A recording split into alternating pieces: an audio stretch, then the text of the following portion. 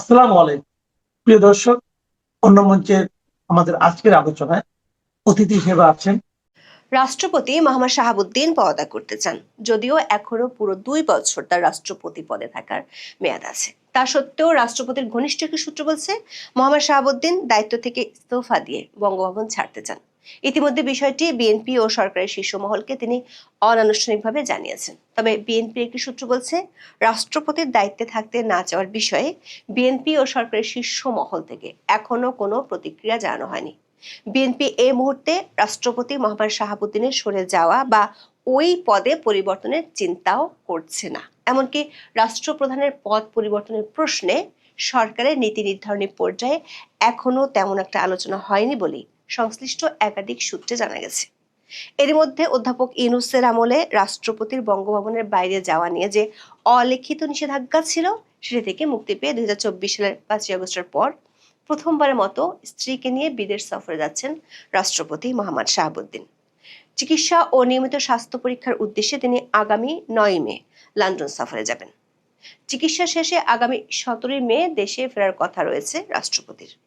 প্রশ্ন হলো, অন্তর্বর্তী সরকার আমলের গৃহবন্দিত্ব আর অপমানের জীবন কাটিয়ে যে ভালো আছেন, সেটি রাষ্ট্রপতি কিছুদিন আগে বাংলাদেশের একটি গণমাধ্যমকে সাক্ষাৎকারে বলেছেন।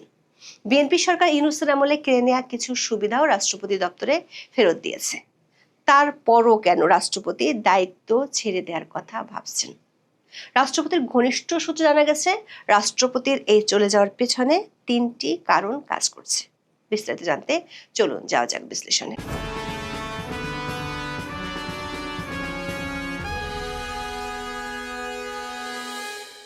আওয়ামী লীগ সরকারের সময় 2023 সালের 24 এপ্রিল 5 বছরের জন্য রাষ্ট্রপতি হিসেবে শপথ নেন মোহাম্মদ শাহাবুদ্দিন। বাংলাদেশের সংবিধান অনুযায়ী রাষ্ট্রপ্রধান হিসেবে মোহাম্মদ শাহাবুদ্দিন বাংলাদেশের সশস্ত্র বাহিনীর সর্বাধিনায়ক। এর বাইরে পদটি মূলত অনানুষ্ঠানিক। দেশের কার্যনির্বাহী ক্ষমতা থাকে প্রধানমন্ত্রী ও মন্ত্রিসভার হাতে। দায়িত্ব নেওয়ার 16 মাসের মাথায় অভাবনীয় এক পরিস্থিতির মধ্যে পড়েন তিনি। কোটা সংস্কার আন্দোলনে আওয়ামী লীগ সরকারের পতন ঘটে। তখনকার প্রধানমন্ত্রী শেখ হাসিনা চলে যান ভারতে। আওয়ামী লীগ সরকার পদত্যাগের পর মোহাম্মদ শাহাবুদ্দিনের অবস্থান বেশ গুরুত্ব পেয়েছিল। সংসদ ভেঙে দেওয়ার পর তিনিই ছিলেন দেশের শেষ সাংবিধানিক কর্তৃপক্ষ। অন্য কোনো সাংবিধানিক পদে শেখ হাসিনা আমলের নিয়োগ করা কেউ থাকতে পারেননি মোহাম্মদ ইউনূসের আমলে। এমনকি অনেককে জেলেও যেতে হয়েছিল। কিন্তু বঙ্গভবনের থেকে যান মোহাম্মদ শাহাবুদ্দিন। তাকেই সংসদ বিলুপ্ত করার আদেশ দিতে হয়েছে। মোহাম্মদ ইউনূসের নেতৃত্বাধীন অন্তর্বর্তী সরকারকে শপথ পড়াতে হয়েছে। অন্তর্বর্তী সরকার নেওয়ার সিদ্ধান্তগুলোকে অধ্যাদেশে পরিণত করতে তাকেই সই দেওয়ার আনুষ্ঠানিকতা সারতে হয়েছে। এমনকি নির্বাচনের পর তারেক রহমানের নতুন সরকারও রাষ্ট্রপতি শাহাবুদ্দিনের কাছ থেকে শপথ নিয়েছে। সংসদের প্রথম অধিবেশনে বিএনপির মন্ত্রিসভার অনুমোদন করা ভাষণও দিতে হয়েছে। মোহাম্মদ ইউনূসের আমলে তিনি যে বেশ চাপের মধ্যে ছিলেন এবং এক ধরনের বঙ্গভবনের 4 দেয়ালের মধ্যে বন্দী ছিলেন, তা নিয়ে নিজের মুখে প্রথম বোমা ফাটান ত্রয়োদশ জাতীয় সংসদ নির্বাচনের তফসিল ঘোষণার দিনই। 2025 সালের 11ই ডিসেম্বর আন্তর্জাতিক সংবাদ মাধ্যম রয়টার্সকে হোয়াটসঅ্যাপে দেয়া এক সাক্ষাৎকারে জানিয়েছিলেন, তাকে ঘিরে মোহাম্মদ ইউনূস সরকারের কর্মকাণ্ডে তিনি অপমান বোধ করেছেন, সেজন্য ফেব্রুয়ারির সংসদ নির্বাচনের পর নিজের পদ থেকে সরে যেতে চান বলে নিজেই বলেছিলেন। এর মধ্যে নির্বাচন হয়ে যায়, বিএনপি সরকার গঠন করে। এরপর গত 20 ফেব্রুয়ারি দৈনিক কালের কণ্ঠকে দেয়া এক সাক্ষাৎকারে ইউনূস সরকারের আমলে কিভাবে তাকে মানসিক চাপের মধ্যে রাখা হয়েছিল সে কাহিনীগুলো তুলে ধরেন। তিনি জানিয়েছিলেন, মোহাম্মদ ইউনূসের নেতৃত্বাধীন সরকার যেমন তাকে অপসারণের চেষ্টা চালিয়েছিল, তেমনি বিদেশ সফর আটকানো, কূটনৈতিক মিশন থেকে ছবি নামিয়ে ফেলা, প্রেস উইংকে অপসারণের মতো ঘটনাও ঘটিয়েছে। এর মধ্যে 12ই ফেব্রুয়ারি অনুষ্ঠিত জাতীয় সংসদ নির্বাচনের বড় বিজয় নিয়ে বিএনপি সরকার গঠনের পর থেকেই রাষ্ট্রপতি পরিবর্তন প্রশ্নে নানা আলোচনা শুরু হয়েছিল বাংলাদেশের রাজনীতিতে। এমনকি বিএনপির কারা রাষ্ট্রপতি হতে পারেন এমন অনেক নাম দিয়ে খবরও প্রকাশিত হয়েছিল সংবাদ মাধ্যমে। সামাজিক মাধ্যমেও ছিল অনেক নাম নিয়ে আলোচনা। দলটির নেতা কর্মীদের অনেকের ধারণা করেছিলেন রাষ্ট্রপতি পদে পরিবর্তন আসতে পারে, যদিও নির্বাচিত রাষ্ট্রপতি হিসেবে তার মেয়াদ রয়েছে 2028 সালের এপ্রিল মাস পর্যন্ত। তবে এসব কিছু আলোচনার মধ্যেই সীমাবদ্ধ ছিল। রাষ্ট্রপতি মোহাম্মদ শাহাবুদ্দিন তার আগেই বলেছেন, নির্বাচিত বিএনপি সরকার চাইলে তিনি সরে যাবেন। এক সাক্ষাৎকারে রাষ্ট্রপতি দাবি করেছিলেন তার দুঃসময়ে বিএনপির সহযোগিতা ছিল শতভাগ। বিএনপির পক্ষ থেকে মোহাম্মদ শাহাবুদ্দিনকে সরিয়ে দলীয় কোনো রাষ্ট্রপতি নির্বাচনের উদ্যোগ নিতে দেখা যায়নি। রাষ্ট্রপতির পক্ষ থেকে গণমাধ্যমে অন্তর্বর্তী সরকারের আমলে প্রেস উইং এবং কয়েক দফা বিদেশ সফর বাতিলের কথা জানানো হয়েছিল। গত 24শে ফেব্রুয়ারি সরকার রাষ্ট্রপতির প্রেস সচিব হিসেবে আবারও সরার আলমকে নিয়োগ দেন। পরের মাসে উপ প্রেস সচিব এবং সহকারী প্রেস সচিবও নিয়োগ দেওয়া হয়। নিয়ম অনুযায়ী 12ই মার্চ ত্রয়োদশ জাতীয় সংসদের প্রথম অধিবেশনের প্রথম দিনে রাষ্ট্রপতি ভাষণ দেন। তবে সেদিন জাতীয় সংসদে এক নজিরবিহীন ও উত্তপ্ত পরিস্থিতির সৃষ্টি হয়েছিল। রাষ্ট্রপতি মোহাম্মদ শাহাবুদ্দিন অধিবেশন কক্ষে প্রবেশ করার পরপরই বিরোধী দল জামাত ইসলাম এবং জাতীয় নাগরিক পার্টি এনসিপির সংসদ সদস্যরা দাঁড়িয়ে বিক্ষোভ দেখিয়েছিলেন। এমনকি এ সময় তাদের হাতে জুলাই গাদ্দার সংবলিত বিভিন্ন প্ল্যাকার্ড দেখা যায়। বিরোধী দলের এক সংসদ সদস্যকে রাষ্ট্রপতির ডায়াসের দিকেও তেড়ে যেতে দেখা গিয়েছিল। ওই দিন সংসদে সাংবাদিকদের কাছে জামাতের আমির ডাক্তার শফিকুর রহমান রাষ্ট্রপতির বিরুদ্ধে 3টি অভিযোগ তুলে ধরে পদত্যাগ দাবি করেন। এমনকি তিনি রাষ্ট্রপতিকে মিথ্যাবাদী বলেও মন্তব্য করেছিলেন। রাষ্ট্রপতির ঘনিষ্ঠ একাধিক সূত্র বলছে, এরপর থেকে রাষ্ট্রপতি মোহাম্মদ শাহাবুদ্দিন দায়িত্ব থেকে ইস্তফা দেওয়ার চিন্তা ভাবনা করছেন। অন্ততপক্ষে 2বার বিএনপির শীর্ষ পর্যায়ের সাথে অনানুষ্ঠানিক আলোচনায় তিনি এমন ইচ্ছার কথা জানিয়েছেন। বঙ্গভবনের সূত্রগুলো বলছে 3টি কারণে তিনি দায়িত্ব থেকে সরে যেতে চান। একটি হলো ইউনূস আমলে বিদেশি মিশন ও দূতাবাস থেকে তার ছবি সরিয়ে ফেলা হয়েছিল। 2টি সাক্ষাৎকারে তিনি বিষয়টি নিয়ে অপমানিত বোধ করেছেন বলে জানিয়েছিলেন। সরকারের হাইকমান্ডের কাছে তিনি এই ব্যাপারে ব্যবস্থা নেয়ার অনুরোধ করেছিলেন, কারণ আইনি বাধ্যবাধকতা নয়, প্রেসিডেন্ট হিসেবে রাষ্ট্রপতির ছবি বিদেশি মিশন ও দূতাবাসগুলোতে থাকে, কিন্তু এটি নিয়ে এখনো পর্যন্ত কোনো ব্যবস্থা নেয়নি বিএনপি। অবশ্য ইউনূসের আমলে রাষ্ট্রপতির বিদেশ যাওয়ার উপর যে অদৃশ্য নিষেধাজ্ঞা ছিল সেটি থেকে মুক্তি মিলছে তার। 2024 সালের 5ই আগস্টের পর প্রথমবারের মতো দেশের বাইরে সফরে যাচ্ছেন তিনি। 76 বছর বয়সী রাষ্ট্রপতি মোহাম্মদ শাহাবুদ্দিনের সঙ্গে এই সফরে থাকছেন তার সহধর্মিণী ডক্টর রেবেকা সুলতান এবং ব্যক্তিগত চিকিৎসক সহ 4 সদস্যের একটি প্রতিনিধি দল। 9 মে বাংলাদেশ থেকে লন্ডনে যাবেন, যেখানে একটি বিশেষায়িত হাসপাতালে তার প্রয়োজনীয় স্বাস্থ্য পরীক্ষা ও চিকিৎসা হবে। আগামী 17 মে তার দেশে ফেরার সম্ভাবনা রয়েছে। 1975 সালের প্রেসিডেন্টস রিমিনারেশন অ্যান্ড প্রিভিলেজ অ্যাক্টের 12 নম্বর অনুচ্ছেদ অনুযায়ী প্রেসিডেন্ট নিজের ছুটি নিজেই মঞ্জুর করেন। স্বাস্থ্য বা ব্যক্তিগত কারণে তিনি সর্বোচ্চ 4 মাসের ছুটিতে থাকতে পারেন। তবে ছুটিতে যাওয়ার আগে সেটি অবশ্যই জাতীয় সংসদের স্পিকারকে জানাতে হয়। রাষ্ট্রপতির কার্যালয় থেকে জানা গেছে ইতিমধ্যে এ বিষয়ে প্রক্রিয়া শেষ করা হয়েছে। দর্শক, প্রায় 2 বছর পর চিকিৎসা সেবা নিতে বিদেশ যাচ্ছেন তিনি। 2023 সালের অক্টোবরে সিঙ্গাপুরে রাষ্ট্রপতির কার্ডিয়াক বাইপাস সার্জারি হয়েছিল। এরপর 2024 সালের মার্চ মাসে তিনি দুবাই হয়ে লন্ডনে স্বাস্থ্য পরীক্ষা করাতে যান এবং সেখান থেকে ফিরে আসেন। এরপর আর তিনি চিকিৎসা নিতে বা নিয়মিত চেক আপ করাতে দেশের বাইরে যাননি। বলা ভালো, যেতে পারেননি। ইউনূস সরকার আমলে চিকিৎসার জন্য বিদেশ যাওয়ার অনুমতি চাইলেও তা পাননি। তখন ইউনূসের দপ্তর থেকে বলা হয়েছিল, যদি প্রয়োজন হয় বিদেশ থেকে চিকিৎসক আনার ব্যবস্থা করবেন, তবু বিদেশে যাওয়া যাবে না। লন্ডনের কেমব্রিজ পার্কওয়ে হাসপাতাল সহ বিদেশে চিকিৎসার অ্যাপয়েন্টমেন্ট থাকা সত্ত্বেও তাকে যেতে দেওয়া হয়নি।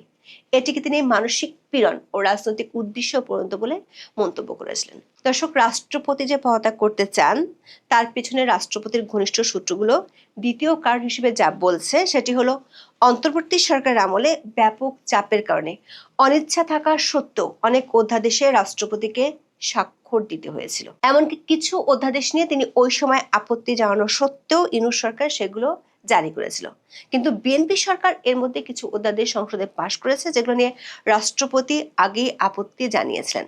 সংবিধানের 80 অনুচ্ছেদ অনুযায়ী সংসদে কোনো বিল গৃহীত হলে সম্মতির জন্য তা রাষ্ট্রপতির নিকট পাঠাতে হয়।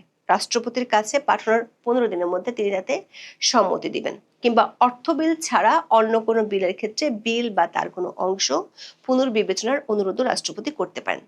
যদি তা করেন তাহলে সেটি আবার সংসদে তুলতে হয়। তবে সাংবিধানিক প্রক্রিয়াটি সরকার পক্ষ না চাইলে অনুসরণ করার সুযোগ খুবই কম। রাষ্ট্রপতির ঘনিষ্ঠজনরা বলছেন, বিরোধী দলের পক্ষ থেকে জাতীয় সংসদে সাংবিধানিক সর্বোচ্চ পদে আসীন ব্যক্তি সম্পর্কে যেভাবে বাজে মন্তব্য করা হচ্ছে তাতে তিনি অসন্তুষ্ট। সবশেষ 30 এপ্রিল সংসদে দাঁড়িয়ে রাষ্ট্রপতি মোহাম্মদ শাহাবুদ্দিনকে অপসারণ ও গ্রেপ্তারের দাবি জানিয়েছেন বিরোধী দলীয় চিফ হুইপ নাহিদ ইসলাম। রাষ্ট্রপতির দপ্তরের একজন কর্মকর্তা বলেছেন, নাহিদ ইসলামের সংবিধান বিষয়ে ন্যূনতম জ্ঞান থাকলে তিনি রাষ্ট্রপতিকে গ্রেপ্তারের কথা সংসদে বলতে পারেন না। কারণ সংবিধানের ৫১ ও ২ অনুচ্ছেদে রাষ্ট্রপতিকে তার কাজের জন্য ইনডেমনিটি দেওয়া আছে। এই ইনডেমনিটি এমন যেটির কারণে রাষ্ট্রপতিকে তার কাজের জন্য তার বিরুদ্ধে কোনো আদালতে কোনো প্রকার ফৌজদারি মামলা করা যায় না, এমনকি তার গ্রেপ্তার বা কারাবাসের জন্য কোনো আদালত থেকে পরোয়ানা জারি করা যায় না। এই ৩টি কারণে রাষ্ট্রপতি এরই মধ্যে বিএনপির হাইকমান্ডকে তার সরে যাওয়ার বার্তা দিয়েছেন। যদিও বিএনপির একটি সূত্র বলছে, রাষ্ট্রপতির দায়িত্বে থাকতে না চাওয়ার বিষয়ে বিএনপি ও সরকারের শীর্ষ মহল থেকে এখনো কোনো প্রতিক্রিয়া জানানো হয়নি। এর মধ্যে চিকিৎসার জন্য রাষ্ট্রপতির বিদেশ যাওয়ার প্রক্রিয়া প্রায় শেষ হয়ে গেছে। বিদেশ থেকে ফেরার পর হয়তো বিষয়টি নিয়ে আনুষ্ঠানিকভাবে আলোচনা হতে পারে, এমন একটি ইঙ্গিত পাওয়া গেছে বঙ্গভবন থেকে। আসসালামু আলাইকুম রহমতুল্লাহি ওয়া বারাকাতুহু। সম্মানিত দর্শক, আমেরিকা আসলে এই মুহূর্তে বাংলাদেশের কাছে কি চাচ্ছে? বর্তমান তারেক রহমান সাহেবের যে সরকার, এই সরকারের সঙ্গে আমেরিকার সম্পর্ক কেমন? আমেরিকা আমাদেরকে যে একটা কূটনীতির জালে আবদ্ধ করে ফেলেছে এবং আমরা যে আমেরিকার খপ্পরে পড়ে গেছি। ইটস এ হোল, আমেরিকার একটা গর্ত। হোল বললে ভুল হবে, ব্ল্যাক হোল। এবং এই ব্ল্যাক হোলের মধ্যে একবার যারা পড়েছে, যারা আমেরিকার এই যাকে বলা হয় ট্যাবলেট খেয়েছে, তাদের পরিণতি দুই ধরনের হয়। যদি আপনি মিডল ইস্টের সেই সংযুক্ত আরব আমিরাত হন, ওমান হন, কাতার হন, সৌদি আরব হন, তখন আমেরিকার ম্যাজিক বা আমেরিকার যে দৃষ্টিভঙ্গি একভাবে কাজ করবে। কিন্তু আপনি যদি আমেরিকার কূটচালের মধ্যে পড়েন, তাহলে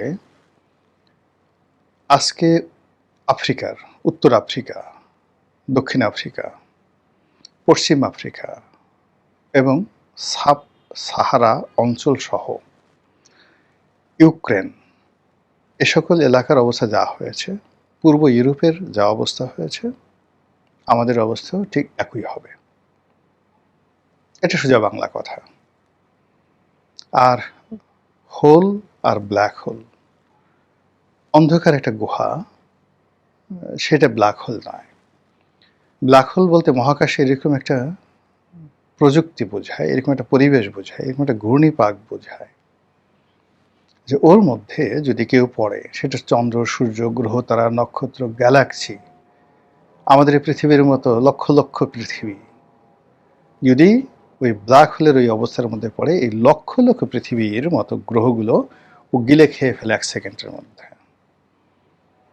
তো আমেরিকা সারা পৃথিবীতে যে এখন প্রভাব বিস্তার করেছে, তো তার ব্ল্যাক হোল, আমেরিকার তৈরি কোনো ব্ল্যাক হোলের মধ্যে যদি বাংলাদেশের মতো একটা রাষ্ট্র পড়ে এবং সেই রাষ্ট্রের পেছনে যদি চীনের মতো বৃহত্তর কোনো শক্তি না থাকে, রাশিয়ার মতো বৃহত্তর কোনো শক্তি না থাকে, জাস্ট গিলে খাবে, জাস্ট গিলে খেয়ে ফেলবে। তো সেই ফাঁদের মধ্যে আমরা পড়ে গেছি। তো আপনি যেহেতু একটা রাক্ষসের কবলে পড়েছেন, একটা ভূতের কবলে পড়েছেন, প্রেতের কবলে পড়েছেন, বা একটা দানবের কবলে পড়েছেন, কিংবা ধরুন একটা রোবটের কবলে পড়েছেন, ফ্রাঙ্কেনস্টাইনের দানব, ইট ইজ ম্যানমেড রোবট। তো সেক্ষেত্রে আপনার কি লাগবে যদি বাঁচতে হয়? আপনাকে ওই রোবটের প্রযুক্তি জানতে হবে, রাক্ষসের সেই মতিগতি বুঝতে হবে, ভূতের মন্ত্র জানতে হবে, অর্থাৎ একমাত্র ইলম, জ্ঞান, প্রজ্ঞা এরকম বিপদ থেকে আপনাকে বাঁচাতে পারে। Otherwise you will be destroyed. কোনো রকম এর ব্যত্যয় নেই। আমরা এই আমেরিকার যে জালের মধ্যে আটকা পড়ে গেছি শেখ হাসিনার পতনের পর থেকে, কাজে এই সময়টিতে আমাদের জানা ছাড়া, জ্ঞান ছাড়া, সৎসাহস ছাড়া আর ঐক্যবদ্ধ হওয়া ছাড়া আর কোনো উপায় নেই। আর এজন্যই মূলত এই ভিডিওটি করছি, দায়িত্ববোধ থেকে, কর্তব্যবোধ থেকে। এবং এই কথাগুলো বলা, এই মুহূর্তে এই কথাগুলো বলা এত সহজ নয়। প্রথমত আমি যে জিনিসগুলো জানছি বা বুঝতে পারছি, এগুলো আপনাদেরকে জানানো আমার জন্য ফরজ। আর এই পৃথিবীতে যেখানে ধরুন একজন তারেক রহমান সাহেবের বিরুদ্ধে কথা বলা, শেখ হাসিনার বিরুদ্ধে কথা বলা তো দূরের কথা, একজন ওসির বিরুদ্ধে কথা বলা এখন ঝুঁকির বিষয়। তো সেখানে আপনি আমেরিকার বিরুদ্ধে কথা বলছেন, এটা চারটিখানি বিষয় নয়। শেখ হাসিনার জমানাতে যারা রয়ের বিরুদ্ধে কথা বলেছে, ভারতের বিরুদ্ধে কথা বলেছে, এখান থেকে চ্যাংদোলা করে ধরে নিয়ে গেছে দিল্লিতে, কলকাতাতে। বহু মানুষ নিখোঁজ হয়ে গেছে বাংলাদেশ থেকে। কাজেই আমেরিকা ভারতের চাইতে, আইএসআইয়ের চাইতে, মোসাদের চাইতে 100 গুণ প্রতিহিংসা পরায়ণ। কাজেই তার বিরুদ্ধে কথা বলাটা এত সহজ না। একটা ইমানি দায়িত্ববোধ না থাকলে কথা বলা যায় না।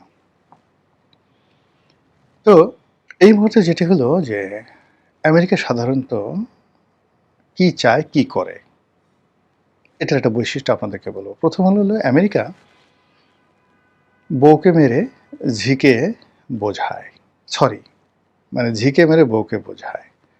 দ্বিতীয়ত বাসর রাতে বিড়াল মারে। তৃতীয়ত যখন তাদের উদ্দেশ্য পূর্ণ হয়ে যায় তখন তারা ছুঁড়ে ফেলে দেয়। এবং এদের মন মানসিকতা আপনি অ্যাপেস্টেন ফাইলে দেখবেন। একটা শিশু মেয়েকে ধরুন, তারা 12-13 বছরের একটা মেয়েকে সেই সুদূর আর্জেন্টিনা থেকে ধরে আনলো, সুন্দরী, ফ্রান্স থেকে আনলো, এমনকি বাংলাদেশ থেকে নিল। এরপর এরা ডোনাল্ড ট্রাম্প বা অ্যাপেস্টেন ফাইলে যাদের নাম আছে, বিভিন্ন দাদু ভাই, শান্তি ভাই, তাদেরকে দিল, তোমরা ভোগ করো। ভোগ করার পরে ওই মেয়েটাকে কুচি কুচি করে কাটলো, সেদ্ধ করলো, নাড়ি ভুড়ি বের করে ফেলো, জাল দিল, মাংস বানালো, আর ওই শান্তির দাদুদেরকে খেতে দিল। এই ঘটনাটা ঘটেছে আমেরিকাতে। This is American system. তারা যাকে ব্যবহার করে তাকে যেন আর দ্বিতীয়বার ব্যবহার করতে না পারে কেউ, সেটা তাদের সৈন্যবাহিনী হোক এবং তাদের বিমান হোক। এই যে ধরুন, তারা কয়েকটি কমব্যাট অপারেশন চালিয়েছে ইরানে। এর কারণ হলো অত্যন্ত সেন্সিটিভ কয়েকটি এয়ারক্রাফট ইরান ভূপাতিত করেছিল। ওই প্রযুক্তি যেন ইরানের হাতে যেতে না পারে, এজন্য তারা ঝুঁকি নিয়ে সেখানে তাদের সেই এয়ারক্রাফটগুলো তারা ধ্বংস করে ফেলেছে। এমনকি এই যে তাদের কয়েকজন যে পাইলট, তাদের কাছে অনেকগুলো কোড ছিল, অনেকগুলো যন্ত্র ছিল, সেই পাইলট তারা হারিয়ে গেছে। হারানোর পরে সেই পাইলটদেরকে তারা খুঁজে বের করেছে এবং যাদেরকে উদ্ধার করতে পারেনি তাদেরকে ওখানে তারা মেরে আসছে, যেন ইরানিদের হাতে পড়ে এই তাদের যে গোপন তথ্য না যায়। এজন্য আমেরিকা তার কোনো তাবেদারকে বাঁচিয়ে রাখে না। আমেরিকা তার তাবেদারকে কখনো ক্ষমতায় রাখে না। তার দ্বারা তারা সবসময় 2-3টি গেম রাখে।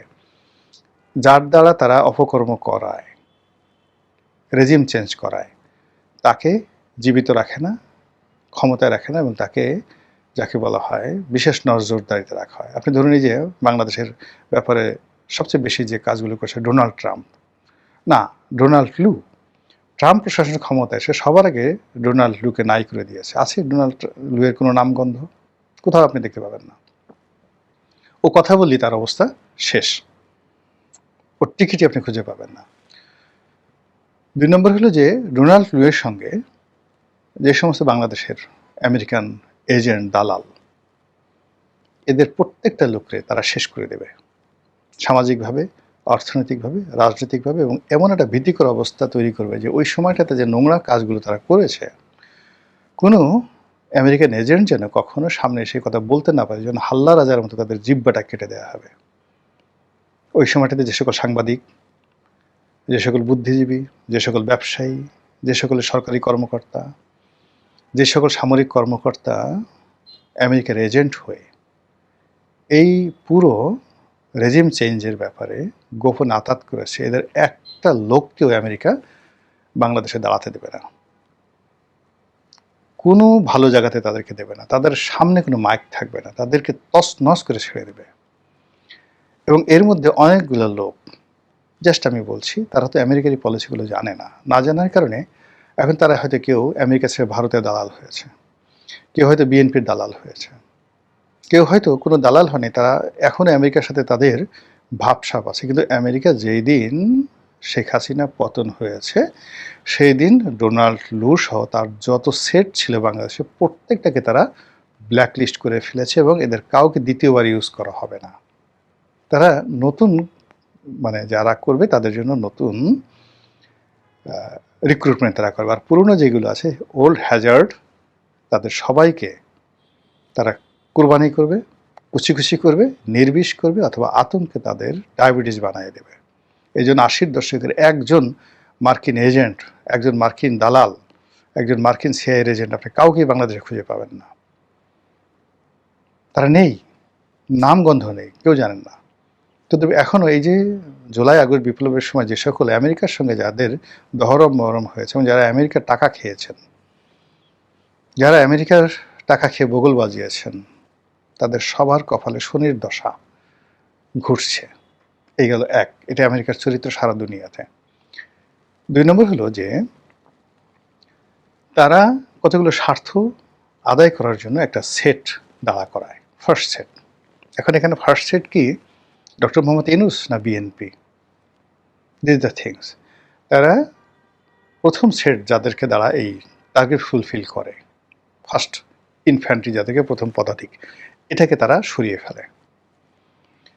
ফেলে তারা করে কি দ্বিতীয় বা তৃতীয় টায়ারে তারা কাউকে পছন্দ করে এবং সর্বশেষ তারা ঘুরে ফিরে পুরনো প্রেমিকের কাছে ফিরে যায়। যেমন আফগানিস্তানের তালেবান তাদের সৃষ্টি, এই তালেবানকে আবার তারাই ধ্বংস করে এখানে হামিদ কারজাই এনেছে, আশরাফ থানি এনেছে, পাকিস্তান এনেছে, ভারতকে ওখানে জায়গা দিয়েছে এবং শেষমেশ সবাইকে তাড়িয়ে আবার সেই তালেবানদের হাতে ক্ষমতা তুলে দিয়েছে। তো সেই দিক থেকে এটা কেন সে কাজটা করছে? এই কাজটা করছে যে ওখানে তাদের যে স্বার্থগুলো, সেই স্বার্থগুলো তালেবানরা যত সুন্দরভাবে দিতে পারবে অন্য কেউ দিতে পারবে না। আর বাকি তালেবানদেরকে তারা বুঝিয়ে দিয়েছে এবং তালেবানরা যদি এই কাজগুলো করে, একটা ট্রু শব্দ করার মতো যে প্রতিপক্ষ, এটা তারা আমেরিকানরা রাখেনি। তো কাজেই বাংলাদেশে যে আমেরিকার যে স্বার্থগুলো রয়েছে, সেই স্বার্থগুলো নিয়ে তারা এইভাবে একটা দুটো তারা টায়ার কাজ করবে, থার্ড টায়ারে তারা তাদের পুরনো বন্ধুর কাছে ফিরে যাবে এবং পুরনো বন্ধুকে দিয়ে যখন তারা বার্মা এক বাস্তবায়ন করবে, তখন এই বাংলাদেশে এটা শব্দ করার কোনো রকম লোক থাকবে না। আর তাদের পুরনো বন্ধুদের যে দেশপ্রেম ছিল, যে কথাবার্তা ছিল, যে সকল ইগো ছিল, সব কিছু মানে রীতিমতো তাদেরকে ইলেকট্রিক শক দিয়ে একটা মানুষের যেমন মেরুদণ্ড বোন ভেঙে ফেলা হয়, ঠিক সেইভাবে তাদেরকে এনে ওইভাবে তাবেদার তৈরি করে তারা পুরো বাংলাদেশকে ইস্ট ইন্ডিয়া কোম্পানির মতো শোষণ করতে থাকবে। এবং যখন তারা কোনো একটা দেশকে এইভাবে টার্গেট করে, অ্যাটলিস্ট 50 ইয়ার্স তাদেরকে শোষণ করে। বাংলাদেশের প্রথম এবং প্রধান যে শক্তি, সেটা হলো জনশক্তি। এটার ভূমির মধ্যে যে বিরল খনিজ রয়েছে, সেই খনিজ, এটার বে অফ বেঙ্গলকে কেন্দ্র করে এটার যে ভৌগোলিক অবস্থান রয়েছে, ভারতের 7টি রাজ্যকে কেন্দ্র করে এখানে যে কৌশলগত অবস্থান রয়েছে বাংলাদেশের, প্রত্যেকটা জিনিসকে ব্যবহার করে ভারত এই অঞ্চলের উপরে তাদের যে আধিপত্য রয়েছে, বাংলাদেশ, তাদের 7 সিস্টার, মায়ানমার, এবং এই অঞ্চলে আপনি অ্যাটলিস্ট কত, বাংলাদেশে 18 কোটি, পশ্চিমবঙ্গে কত লোক বসবাস করে, আর তাদের 7 সিস্টারে কত লোক বসবাস করে, সব মিলিয়ে মায়ানমার সহ প্রায় 80 কোটি মানুষ। এই 80 কোটি মানুষের একটা বিরাট অর্থনীতি, রাজনীতি, এই সংক্রান্ত মার্কেট এবং এই সংক্রান্ত জনসমর্থন এবং এই সংক্রান্ত 80 কোটি মানুষের উপর যদি আপনার একটা পলিটিক্যাল আপনার পাওয়ার থাকে, আপনি পৃথিবীর বহু অঞ্চল শাসন করতে পারবেন। এই বাংলাদেশকে যদি আপনি নিজের অধিক্ষেত্র বানান, তাহলে এর সারাউন্ডিং 80 কোটি মানুষ, কল্পনা করতে পারেন? পুরো মিডল ইস্টে 80 কোটি মানুষ নেই, মধ্যপ্রাচ্যে একত্র করলে 80 কোটি মানুষ হবে না। এর সঙ্গে উত্তর আফ্রিকা যোগ করলো, মানে লিবিয়া এবং মিশর যোগ করলো, 80 কোটি মানুষ হবে না। ইরানের লোক সংখ্যা কত?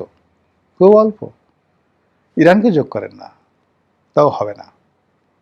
সেই 80 কোটি মানুষের যে বিরাট বাজার, সেটাকে টার্গেট করে এখানে তাদের যে গেম, সেই গেমটা কি হতে পারে, এটা যারা রাজনীতি করেন, সরকার পরিচালনা করছেন, যারা আমেরিকার দালালি করতে চাচ্ছেন, আগামীতে দালাল হতে চাচ্ছেন, যারা ক্ষমতা আছেন, আগামীতে যারা আসতে চাচ্ছেন, তাদের সবাইকে বুঝতে হবে। যদি তারা বুঝেন ক্ষয়ক্ষতি কম হবে, আদারওয়াইজ পুরো জাতিকে নিয়ে আমাদেরকে বঙ্গোপসাগরে ডুবে মরতে হবে।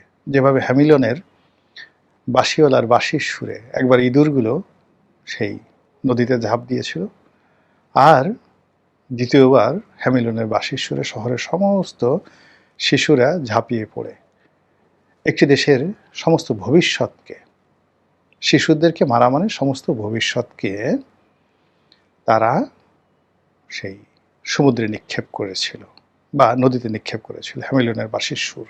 তদ্রূপ আমরাও সদল বলে সবাই সেই বঙ্গোপসাগরে ডুবার জন্য যাব, নাকি বুঝে সেই সাগরের যে পতন, সাগরে নিজের আত্মনিবেদন, আত্মাহুতি দেওয়ার যে অভিলাষ, তার থেকে রক্ষা করব। আল্লাহ আমাদের সবাইকে হিকমা দান করুন, দৃঢ়তা দান করুন, উন্নত চরিত্র দান করুন এবং প্রতিকূল অবস্থার বিরুদ্ধে লড়াই করার শক্তি আমাদেরকে দান করুন। সাম্প্রতিক উদাহরণ ইরানের জনগণের যে জ্ঞান, দৃঢ়তা, দেশপ্রেম, ইরানের নেতৃত্বের যে সাহস, কোনো কিছু না থাকা সত্ত্বেও তাদের যে সাহস, যা দিয়ে তারা আমেরিকাকে মোকাবেলা করছে, আল্লাহ আমাদেরকে সেই রকম দৃঢ়তা দান করুন। আসসালামু আলাইকুম ওয়া রাহমাতুল্লাহি ওয়া বারাকাতুহু।